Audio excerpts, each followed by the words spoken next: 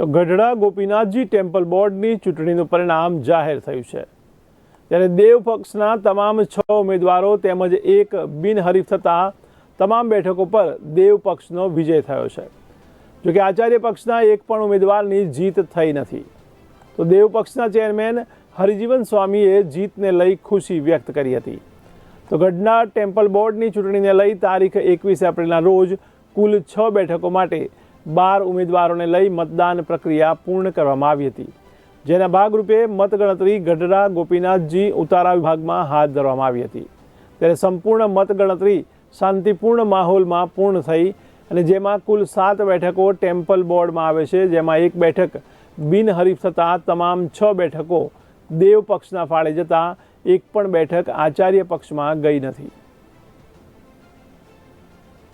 સૌથી પ્રથમ તો મારી વાત એ છે કે જે ચૂંટણીની પ્રક્રિયા છે એ નિયમો મુજબ નથી થઈ।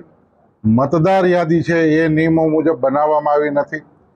ત્યાગી વિભાગની અંદર અમારા પોતાના નામ 45 વર્ષથી ગરડા મંદિરમાં રહીએ છીએ એ ત્યાગીઓના નામ કાઢી નાખવામાં આવ્યા, બ્રહ્મચારીઓના નામ કાઢી નાખવામાં આવ્યા અને બિનહરીફ કરવામાં આવે છે।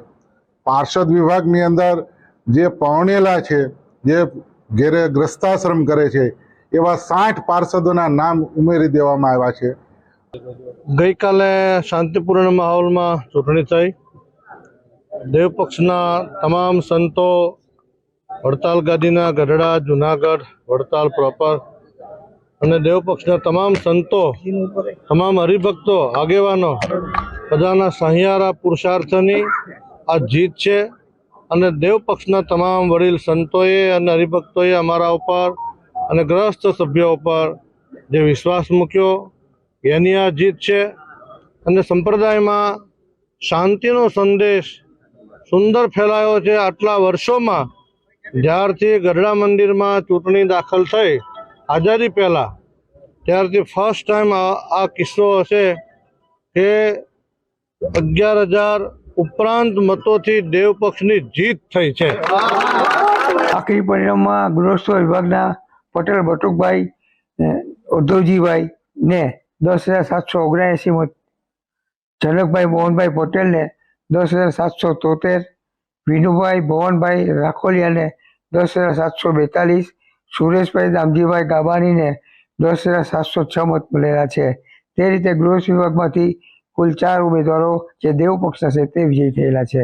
જ્યારે સાધુ પક્ષમાં શાસ્ત્રી હરજીવનદાસ સ્વામીએ ને 107 મત મળેલા છે અને તેઓ પણ વિજેતા જાહેર થયેલા છે।